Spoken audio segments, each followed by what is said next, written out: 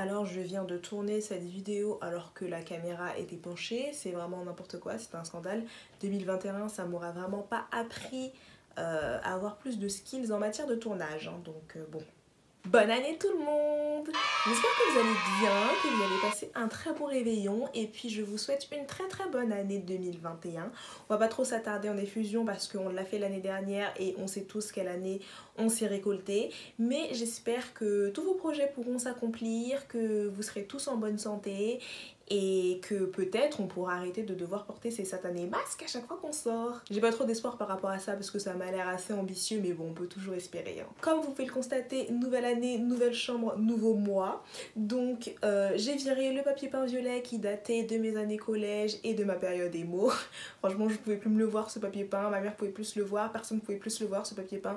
Je pense que vous c'était pareil, les personnes qui étaient avec moi sur Zoom en cours à distance non plus, quand ils me voyaient affalée dans mon lit avec le papier peint violet en fond et qu'ils devaient penser que je vivais dans une cave. Donc voilà, nouveau mur, nouvelle luminosité, j'espère que ça sortira beaucoup mieux. Ne lui dites pas tout de suite au revoir par contre, je sais qu'il va vous manquer mais vous inquiétez pas, c'est juste un petit au revoir, pas un adieu, parce que j'ai déjà préenregistré 3 vidéos pour le mois de janvier et elles devront sortir les semaines qui arrivent, et après ces vidéos là vous pourrez lui dire adieu par contre. Donc ce n'est qu'un petit au revoir, mais le papier peint violet va revenir faire sa brève apparition. On se retrouve aujourd'hui pour un haul, un book haul de la honte, parce que c'est tous mes achats de ces derniers mois et franchement c'est pas glorieux, voilà.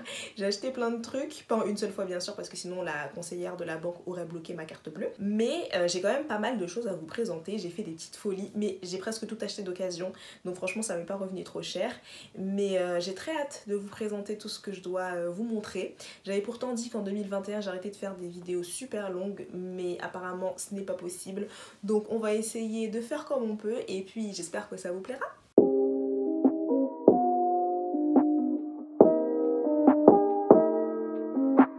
Alors d'abord, j'ai ces 3 ouvrages à vous présenter qui sont tous les 3 issus de l'univers du Trône de Fer.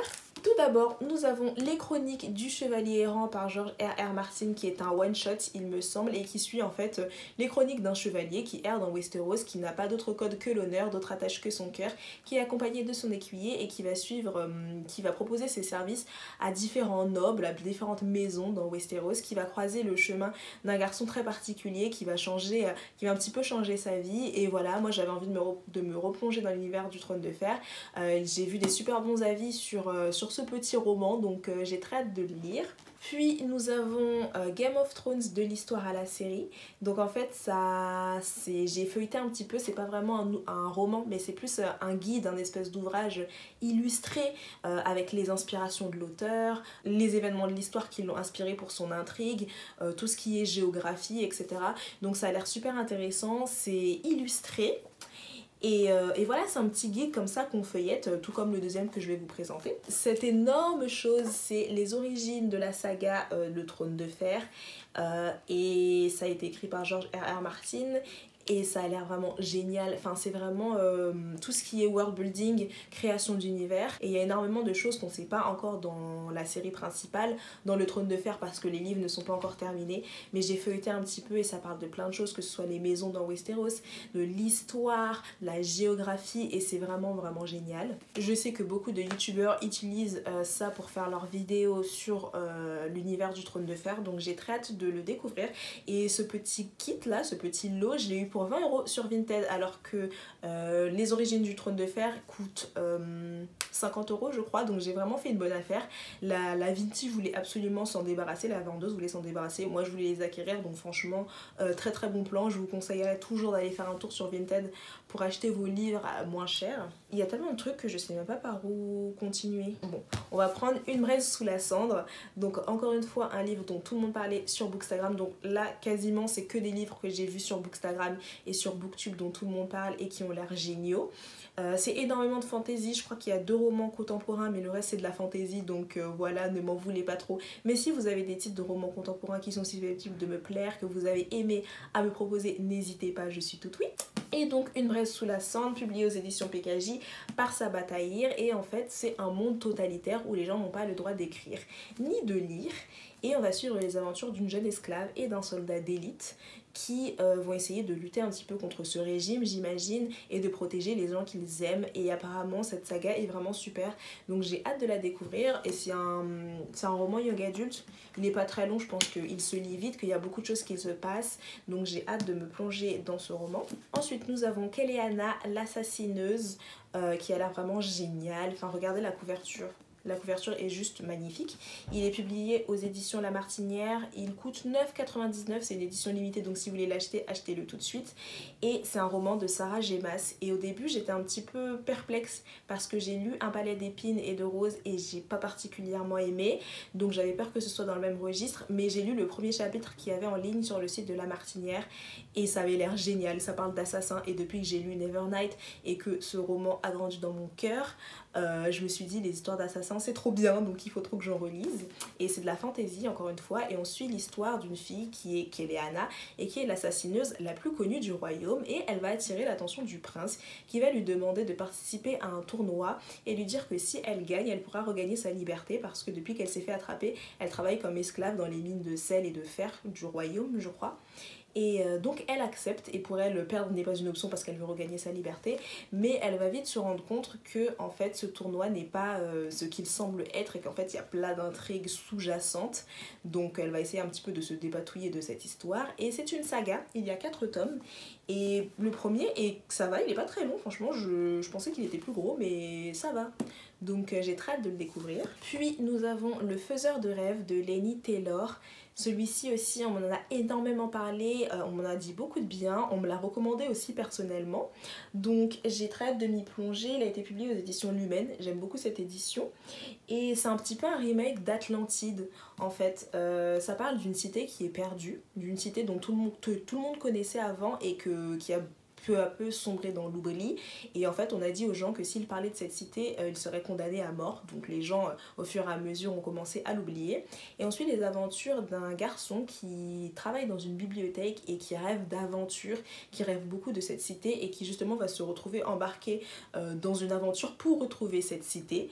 Donc je pense que ce roman va bien me plaire. C'est une duologie, un tome 2 aussi, et il a l'air vraiment génial. Moi j'ai beaucoup aimé l'Atlantide, donc me replonger un petit peu dans ce genre d'intrigue, pourquoi pas, je me dis. Puis nous avons The Bonne Season de Samantha Shannon, qui est la même autrice que celle du Prieuré de l'Oranger, que je n'ai pas encore lu mais que je sais déjà que je vais aimer, donc je pense que je vais aimer The Bonne Season aussi. En plus il a eu de très bons retours. Et donc on est dans un univers totalitaire et futuriste en 2059. Et en fait, on va suivre l'histoire d'une fille qui s'appelle Paige et qui a le pouvoir d'entrer dans les esprits, enfin de lire dans les esprits, qui est clairvoyante. Sauf que ce pouvoir, c'est une infraction. Donc elle va se faire attraper et déporter, et elle va se retrouver sous l'égide en fait d'un certain gouverneur qui va lui apprendre à maîtriser ses pouvoirs, et elle va savoir qu'il y a plein de choses qui se passent dans ce monde et tout. Donc il a vraiment l'air génial, il a l'air vraiment palpitant en fait, plein d'aventures, et j'ai très hâte de me plonger dans ce premier tome de Bonne Season. Et en plus regardez comme il est beau. La tranche est juste magnifique, j'ai trop hâte de le mettre dans ma bibliothèque, clairement. Alors il y a clairement tout qui se casse la gueule, hein. J'ai tellement de trucs que ça part un peu en vrille. Le prochain, c'est Le Dernier Magicien de Lars Arcana, publié aux éditions Castor. Ouh là là, qu'est-ce que je raconte? Lisa Maxwell. Moi j'ai vraiment rien compris, je pensais que Lars Arcana c'était le nom de l'auteur. Mais non, l'autrice s'appelle Lisa Maxwell. Alors là, je suis complètement à l'ouest. Et celui-ci, je l'ai vu passer sur Bookstagram aussi. J'ai vu de très bons avis, j'ai vu de moins bons avis, donc je vais me forger ma propre idée. Et en fait, c'est un univers où les magiciens sont opprimés et ils n'ont pas le droit de sortir de Manhattan. Et en fait, il y a une fille, donc le personnage principal, qui a un pouvoir, qui a une affinité particulière avec le temps. Donc elle va voyager dans le temps et repartir en 1902 pour pouvoir arriver aux événements qui ont déclenché le fait que les magiciens soient opprimés, pour essayer de renverser la situation et de faire en sorte que les magiciens ne soient plus opprimés. Donc ça a vraiment l'air très intéressant, très palpitant, plein d'aventures et un magic system qui à mon avis doit être très bien construit, donc j'ai très hâte de me plonger dans ce petit livre. Puis nous avons Sorcery of Thorns, dont absolument tout le monde parle et tout le monde dit qu'il est génial, donc j'ai vraiment très hâte de lire. En plus c'est un one shot, donc moi je lis pas beaucoup de one shot, je lis la plupart du temps des sagas et ça me prend beaucoup de temps, donc les one shots ça peut être bien aussi. Et nous sommes cette fois-ci dans un univers où les livres ont une âme, ils peuvent être soit bons soit maléfiques, et en fait Elisabeth va se retrouver plongée dans un complot et on l'accuse d'avoir libéré un livre maléfique qui se transforme en monstre, et donc elle va essayer de prouver son innocence et se rendre compte qu'elle est au plein milieu d'un complot. Et je vois qu'il y a aussi une petite histoire d'amour. Donc moi les romances vous savez que c'est pas trop mon truc, mais c'est pas trop mon truc quand c'est l'histoire principale. Quand c'est une histoire sous-jacente mais qu'il y a un cadre qui est autre que l'histoire d'amour, généralement j'aime beaucoup. Il y a juste à voir comment j'ai aimé Nevernight et le syndrome du spaghetti, alors que la romance c'est pas mon truc de base. Ah tiens, dans l'univers du Trône de Fer, j'ai oublié de vous présenter ce petit guide que j'ai trouvé en librairie. J'étais avec des copines, on était allés en librairie à Paris et je suis tombée sur ce guide Les femmes dans Game of Thrones. Je sais pas si vous pouvez voir, il est juste trop beau, enfin il est génial, et en fait c'est un espèce d'ouvrage illustré qui parle des femmes dans Game of Thrones, enfin comme le nom l'indique. Et j'ai trouvé que c'était une très bonne idée parce que souvent l'univers du Trône de Fer est décrit comme sexiste, ce qui est vrai, c'est sexiste, mais les personnages féminines sont très souvent badass, elles ont un caractère de fou et elles font des choses extraordinaires. Enfin moi les femmes dans Game of Thrones je suis juste trop fan d'elles, donc j'ai très hâte de me plonger dedans. C'est illustré et ça reprend un petit peu le parcours de chaque héroïne, ses ambitions, ses rêves, ce qu'elles veulent, comment est-ce qu'elles sont, donc j'ai très hâte de me plonger dedans aussi. J'ai vraiment acheté pas mal de trucs là quand même, je me suis un petit peu laissée emporter. Ensuite, nous avons le 5e tome des Chroniques de Narnia, c'est l'Odyssée du Passeur d'Aurore. Le film, je l'avais pas trop aimé, enfin vraiment moi le film, mon préféré c'est le premier, Le Prince Caspian, j'ai bien aimé aussi, mais le 3e c'était pas trop ça. Mais j'avais quand même envie de le lire parce que j'ai envie de lire tous les tomes, donc il me restera juste le 6 et le 7 et j'aurais lu tous les Narnia. Et en fait là on va suivre les aventures de Edmund et Lucy et de leur agaçant cousin Eustache. Ils vont se retrouver de nouveau à Narnia avec le prince Caspian et partir dans cette aventure qui est l'Odyssée du Passeur d'Aurore quoi, si vous avez vu le film. Donc j'ai hâte de voir ce que ça va donner en livre. Et quand je l'ai acheté en même temps que les femmes dans Game of Thrones, donc la vendeuse elle m'a regardé un petit peu bizarrement en mode ça n'a absolument rien à voir les deux, genre qu'est-ce que... Il n'y a absolument aucune cohérence dans vos achats, madame. Regardez-moi cette merveille. Mais regardez comment il est trop beau. Il est vraiment magnifique. C'est Le Royaume assassiné d'Alexandra Christo aux éditions De Saxus, encore une fois, mais De Saxus, cette maison d'édition, enfin c'est la même que The Bonne Season et que les prochains livres que je vais vous présenter, mais il est vraiment magnifique. Il est vraiment trop beau. C'est un genre de remake de La Petite Sirène, en fait c'est une sirène qui traque des hommes, des marins, qui les emmène au fond de l'océan, etc. Sauf qu'un jour elle va commettre une erreur impardonnable, elle va tuer une autre sirène, enfin elle va tuer un membre de son espèce, et pour la punir, sa mère va la transformer en ce qu'elle déteste le plus, une humaine. Donc elle va se retrouver comme ça, et de l'autre côté on suit aussi un prince qui lui déteste les sirènes et qui va devoir secourir cette jeune fille de la noyade sans que l'un et l'autre sachent ce qu'ils sont. Donc je pense qu'il y a une petite romance qui va se former, et j'ai vu des avis, soit ils étaient très bons, soit ils étaient un petit peu plus mitigés en disant que l'univers n'était pas assez approfondi, mais si c'est un one shot ça m'étonne pas. Donc voilà, je pense que ça peut être pas mal, même si je ne suis pas particulièrement fan de La Petite Sirène. J'ai très hâte de me plonger dans ce petit roman, dans cet univers aussi un peu sombre de La Petite Sirène. Puis nous avons La 9e maison. Je suis trop dégoûtée parce que je savais pas qu'il existait en version hardback, donc je l'ai pris en brochet. Bon c'est pas super grave, mais les hardbacks j'aime vraiment trop ça, les versions reliées. La 9e maison de Leigh Bardugo, dont tout le monde parle et tout le monde trouve qu'il est génial. C'est de la fantasy adulte, hein. Il y a plusieurs trigger warnings que j'ai vu passer sur Bookstagram. Et en fait c'est l'histoire d'une fille qui s'appelle Alex et qui va se retrouver dans une espèce de société secrète dans les universités américaines. Vous savez souvent il y a des espèces de sociétés secrètes qui contrôlent un petit peu tout. Et en fait dans cette société secrète les gens vont pratiquer de la magie qui ne sera pas forcément bonne en fait. Ça peut être des choses un peu maléfiques, et elle va se retrouver dans cette histoire et il a l'air génial. Enfin Stephen King a dit que c'était le meilleur roman fantastique qu'il avait lu depuis des années. Donc j'ai vraiment très hâte de le lire. Les avis sont tous super positifs et c'est un petit monde un peu sombre et tout, et moi j'aime bien tout quand c'est un peu sombre, quand c'est un peu plus adulte. Donc j'ai très hâte de me plonger dans ce livre, même si apparemment il est un petit peu dur à lire, mais franchement je pense que je vais bien aimer. Toujours de la même autrice, Leigh Bardugo. C'est une femme ou un homme d'ailleurs? Parce que Lee, ça peut être une femme et ça peut être un homme. Je suis en train de me dire, parce que moi j'ai toujours imaginé que c'était une femme, mais peut-être que c'est un homme. Bon, je sais pas du tout. Bon, en tout cas, Six of Crows, qui a l'air génial. Enfin, tout le monde en parle, tout le monde dit que l'univers est dingue, que les personnages sont dingues, que l'histoire est dingue. Donc j'ai très très hâte de le lire et j'espère que je ne serai pas déçue, mais je ne pense pas. Et en fait, c'est l'histoire de 6 hors-la-loi qui ont chacun une spécificité en fait propre et qui vont devoir s'unir pour sauver leur univers, pour sauver leur monde. Et il y a 2 tomes, c'est une duologie et il a l'air vraiment génial. Enfin, j'ai trop hâte de me plonger dedans. J'ai vu tellement que des avis positifs que je me dis, si j'aime pas, c'est qu'il y a un problème avec moi. Donc j'ai très hâte de me plonger dans Six of Crows. D'ailleurs, c'est ce que je vais lire directement après un premier livre que je vais vous présenter tout de suite après. Ensuite, nous avons Gods of Men de Barbara Kloss, qui est le premier livre des éditions Rivka. Et il est juste trop beau. Enfin, regardez l'intérieur.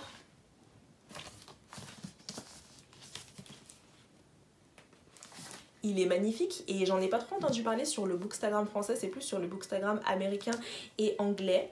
Donc il est très très bien noté, j'ai regardé sur Goodreads, apparemment l'univers est dingue. Et on suit l'histoire de Sable qui a le pouvoir de faire de la magie ensorcelante en fait quand elle joue de la flûte. Sauf qu'il s'est produit un accident quand elle avait 9 ans, elle a accidentellement assassiné sa petite sœur avec sa flûte et du coup elle a décidé de renoncer à la magie. Elle s'est exilée parce qu'elle ne veut plus rien avoir à faire avec la magie, sauf qu'il y a des personnes qui la cherchent pour son pouvoir et qui vont la traquer. Donc finalement peut-être qu'elle va devoir recommencer à faire de la magie, mais en tout cas elle va devoir fuir pour échapper aux personnes qui la traquent. Et il a l'air génial, enfin il a l'air tellement palpitant et je pense que le world building doit être ouf vu la notation qu'il a. Donc j'ai très hâte de le lire aussi. Ça c'était mon cadeau de Noël de moi à moi-même. Je me l'étais emballé et tout et je l'avais mis sous le sapin parce que j'avais trop hâte de le lire. Nous avons presque terminé, ne vous en faites pas. J'ai plus que quelques trucs à vous présenter et ensuite c'est fini. Cette énorme chose qui doit faire la taille d'un dictionnaire Larousse, c'est le conte de Monte Cristo. Mais par contre la couverture est magnifique. Enfin... Vous avez juste à voir, elle est violette comme ça, c'est un relié, il est juste trop beau. Les pages sont un petit peu fragiles, mais vu le prix que ça m'a coûté, c'est normal que ce soit pas non plus de l'hyper bonne qualité, mais il est très joli en tout cas. Et en fait, je participe à un challenge livresque sur Instagram, donc c'est Livresse de Lola qui le lance. Si Lola, tu passes par ici, coucou. Et en fait, elle a tellement aimé le conte de Monte Cristo qu'elle s'est dit oui, pourquoi pas faire une lecture commune. Donc pour tous les gens qui ont envie de le lire, qui ne l'ont pas encore lu, et étant donné qu'il est énorme, ce sera peut-être plus amusant et ce sera peut-être plus motivant de le lire à plusieurs. Donc je crois qu'il y a une dizaine de chapitres à lire par semaine et ça se déroule sur 2 ou 3 mois, donc ça commence en février. J'ai très hâte de le commencer. C'est vrai que je pense que spontanément de moi-même je serais pas allée le lire parce qu'il est vraiment très gros. Enfin regardez, il est très gros et c'est écrit petit à l'intérieur. Donc voilà, mais étant donné que je sais qu'il y aura plusieurs personnes pour m'accompagner, du coup j'ai trop hâte. Et enfin pour terminer, les 3 premiers tomes de La Passe Miroir. Alors La Passe Miroir, tellement tout le monde en parle, je me demande comment est-ce que j'ai fait pour passer à côté de cette pépite en fait. Je comprends pas, il est sorti en 2015 et c'est que maintenant que j'en ai entendu parler à la fin de l'année. Et du coup, étant donné que j'avais un petit peu peur que ce soit juste surfer sur la hype et que ce soit pas si bien, je l'ai d'abord téléchargé sur ma Kindle pour voir si j'allais bien l'aimer et j'en suis à 40%. Alors déjà, j'arrivais pas à m'arrêter de lire mais je me suis dit il faut que j'arrête parce que c'est pas dans ta palle et que t'as d'autres trucs à lire, ma cocotte. Mais c'est vraiment génial et j'ai trop hâte de le lire. Je vais m'y plonger dès que j'aurai terminé l'Assassin Royal, ou peut-être même avant, je sais pas. Mais ça a l'air vraiment génial et ils sont trop beaux en plus. Je les ai pris sur Book Village encore une fois et j'ai eu le 3 pour 20 € je crois, donc vu que un coûte 19 €, j'ai vraiment fait une bonne affaire. Ils sont en très bon état en plus, juste un petit peu les pages sont jaunies, mais il a l'air vraiment très génial. Donc c'est l'histoire de Ophélie qui, comme le nom l'indique, est une passe miroir, donc elle a le pouvoir de passer les miroirs, en fait de voyager à travers les miroirs. Et elle va devoir se marier alors qu'elle a toujours refusé et donc elle va quitter sa ville natale et rejoindre l'endroit où vit son fiancé, qui est pas très sympathique d'ailleurs, et elle se rend compte qu'en fait elle est au cœur d'un complot et qu'elle a peut-être été choisie pour ce mariage justement parce qu'elle a la faculté de passer les miroirs.